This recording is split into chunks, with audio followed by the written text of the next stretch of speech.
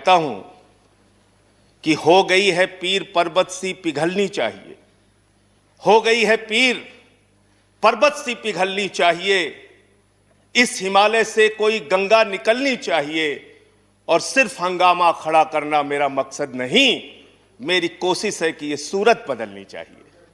आज मुल्क में जो हालात है किसान के मान्यवर, आज क्या हालत कर दी गई है इस देश में। पिछले 76 दिनों से किसान आंदोलन पर है,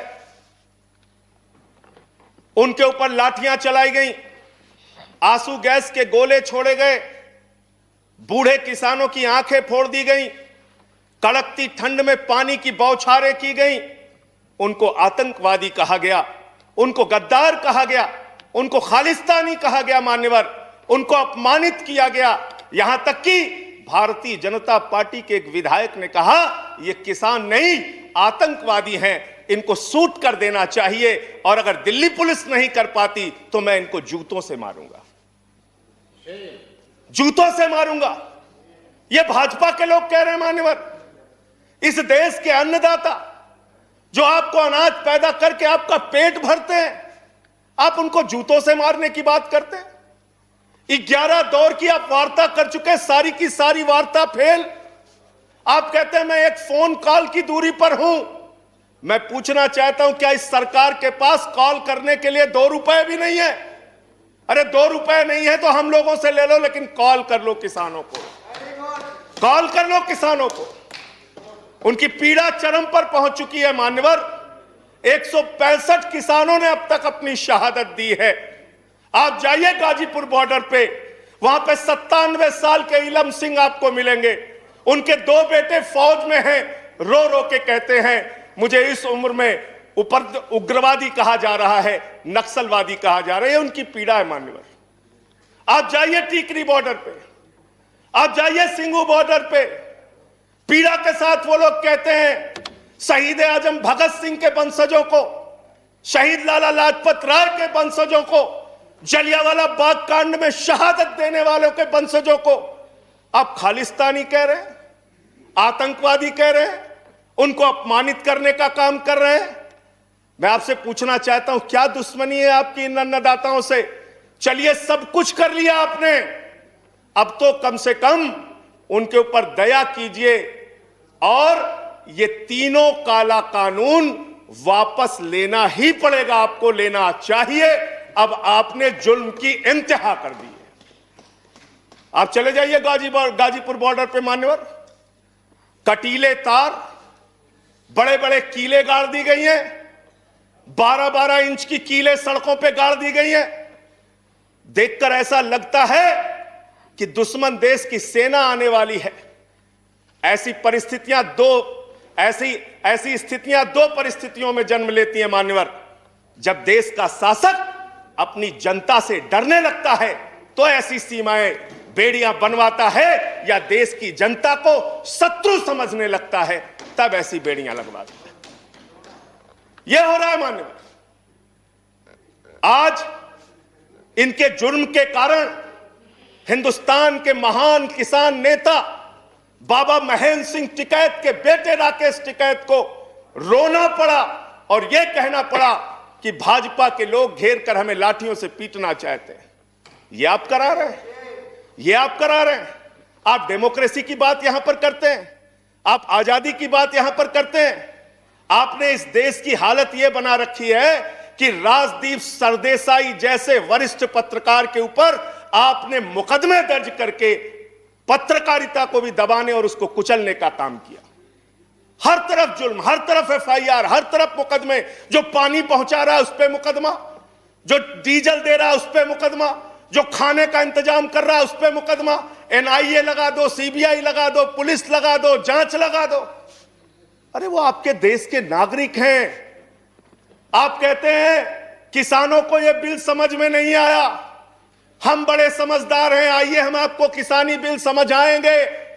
मान्यवर, इनकी समस्या यह नहीं कि किसानों को यह बिल समझ में नहीं आया, इनकी समस्या यह है कि किसानों को यह बिल समझ में आ गया है और अब ये तीनों काला कानून वापस चाहते हैं किसान।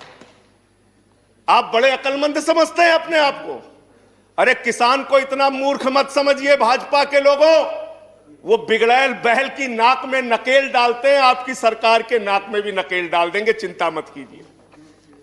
मैं यहां सुन रहा था मान्यवर, मुझे बड़ा आश्चर्य हुआ, सारी की सारी भारतीय जनता पार्टी की सांसद जितने भी नेता बोल रहे थे, कह रहे हैं कांग्रेस पार्टी ने 2019 के घोषणा पत्र में इसको लिखा था, यह बिल तो कांग्रेस पास करना चाहती थी। जीएसटी की बात करो, यह बिल तो कांग्रेस करना चाहती थी, हम इसलिए इसको कर रहे हैं। लेकिन वो सांसद यह बताना भूल गए कि जब यह बिल कांग्रेस लेकर आई थी तो उस समय स्वर्गीय अरुण जेटली जी ने और स्वर्गीय सुषमा स्वराज जी ने उस समय बिल का विरोध किया था। और कांग्रेस ने अगर 19 के घोषणा पत्र में इस बिल को शामिल किया था तो उनको तो 55 पे पहुंचा दिया, आपने तो लागू कर दिया, आपको 5 पे पहुंचा देगी, इस देश की जनता 5 पे पहुंचा देगी। इसलिए अगर आप कांग्रेस के सपनों को पूरा करने के लिए आए हैं तो जनता को भ्रमित मत कीजिए, अपनी पार्टी का नाम बदलकर भारतीय जनता पार्टी से कांग्रेस पार्टी कर लीजिए, कांग्रेस ए हो जाए, कांग्रेस बी हो जाए, जनता प्रचार करे। आप लोग समझें आप क्या कहना चाहते हैं, जनता तय कर लेगी। मान्यवर, इस बिल में क्या क्या लिखा है वो बातें आपको बता के और थोड़ी बातें कह के अपनी बात खत्म करूंगा। असीमित भंडारण की छूट दी गई है इन बिलों में, और वो क्यों दी गई है? 2 साल से अडानी का 100 एकड़ जमीन का लैंड यूज चेंज करने की एप्लीकेशन हरियाणा सरकार के पास पेंडिंग थी, लेकिन 7 मई को जब पूरे देश में लॉकडाउन लगा था, उस समय उस लैंड यूज को चेंज करके 100 एकड़ जमीन पर अडानी को भंडारण कोल्ड स्टोरेज बनाने की छूट दी गई और 5 जून को ऑर्डिनेंस के जरिए असीमित भंडारण और कोल्ड स्टोरेज बनाने की छूट दी गई। तो ये बिल किसानों के लिए नहीं लाया गया, अपने 4 पूंजीपति मित्रों के लिए ये सरकार ये काला कानून लेकर आई है। उन्हीं को फायदा पहुंचाने के लिए काला कानून लेकर आया गया है, उन्हीं के लाभ पहुंचाने के लिए काला कानून। ये सरकार 130 करोड़ हिंदुस्तानियों की सरकार नहीं है मान्यवर, यह सरकार उन 4 पूंजीपति लोगों की सरकार है जिनके लिए कानून बनाते हैं और जिनसे चंदा लेकर ये लोग चुनाव लड़ने का काम करते हैं। यह उनके लिए बनाई गई है मान्यवर। मान्यवर, इस सरकार में कहा गया दिल्ली के मुख्यमंत्री के बारे में कि किसानों का साथ दे रहे हैं, किसानों का साथ दे रहे हैं। मैं पूरी जिम्मेदारी के साथ कहना चाहता हूं सदन के अंदर, दिल्ली के मुख्यमंत्री अरविंद केजरीवाल, आम आदमी पार्टी किसानों का साथ दे रही थी, देती रहेगी। और आपने हमसे 9 स्टेडियम मांगा जेल बनाने के लिए, केजरीवाल जी ने इनकार किया। हम वहां पानी का इंतजाम कर रहे हैं, आप पानी का इंतजाम रोक रहे हैं। हम वहां शौचालय का इंतजाम कर रहे हैं, आप वहां शौचालय का इंतजाम रोक रहे हैं। आप वहां पर लोगों को पानी, खाना, शौचालय, इस तक पर प्रतिबंध लगाना चाहते हैं। इंटरनेट, वो दुश्मन देश के नागरिक हैं क्या? उनके साथ इस तरह का व्यवहार आप कर रहे हैं। एक माहौल बनाया गया 26 जनवरी को, लाल किले पे हमला, लाल किले पे हमला।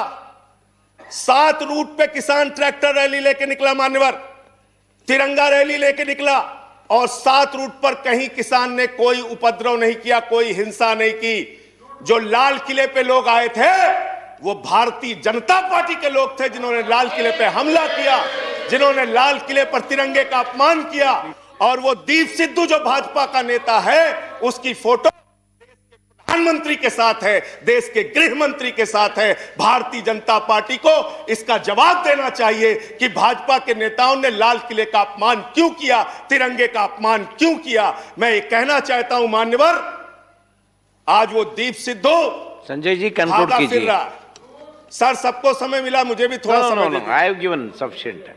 सबको समय दिया, मुझे भी समय दीजिए। नो 10 मिनट देंगे सर, 10 मिनट दिया मैं। मान्यवर, दीप सिद्धू भाजपा का नेता वो फरार है जिसने लाल किले पे हमला किया। जिसने तिरंगे का अपमान किया, अपनी घिनौनी राजनीति के चक्कर में ये लोग कहां तक जा सकते हैं, इसका सच है ये जो सामने आया है। आप एमएसपी देने की बात कहते हैं, आप कहते हैं हम इस देश के किसान को एमएसपी देंगे। बड़ी अजीब बात है मान्यवर, इस देश के किसान को एमएसपी देने के नाम पर क्या कर रहे हैं ये? मैं उत्तर प्रदेश की खबर बता रहा हूं। 10 धान के क्रय केंद्रों पर 10 अधिकारियों के खिलाफ एफआईआर हुई क्योंकि क्रय केंद्र में खरीद में एमएसपी में गड़बड़ी की गई। इसी तरीके से 1 रुपए किलो गोभी बिक रही थी तो किसान ने अपनी गोभी पे ट्रैक्टर चला दिया। उत्तर प्रदेश की खबर।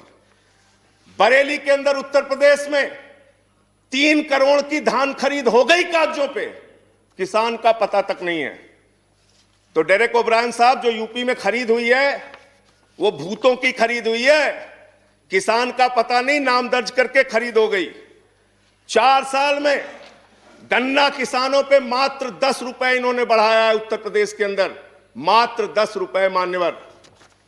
तो इसलिए ना आप एमएसपी देना चाहते हो, ना किसान को उसके फसल का दाम देना चाहते हो।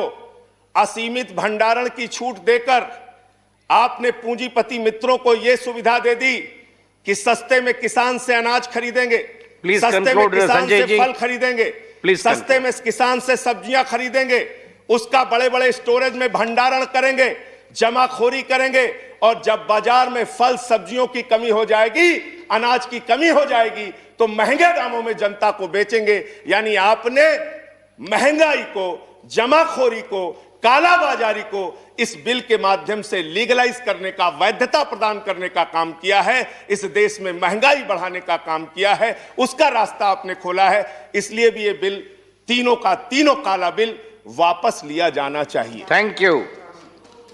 अंत में थैंक यू। अंत में एक बजट आपने पेश किया मनोहर, बस खत्म करके अपनी बात को खत्म करूंगा उन्हीं बातों को। No please please conclude. Sir, budget इन्होंने पेश किया है, तो बजट के ऊपर और खरीद के ऊपर मैं लास्ट मिनट जो इनका बजट है चंद लाइनों में उसको कह के अपनी बात को खत्म करूंगा कि धरा बेच देंगे, गगन बेच देंगे।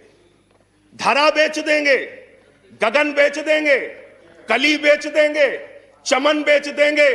अगर तुम ही यूं ही सोते रहे तो ये फर्जी राष्ट्रवादी वतन बेच देंगे, वतन बेच देंगे, वतन बेच देंगे। धन्यवाद माननीय। Thank you Sanjay Singh ji.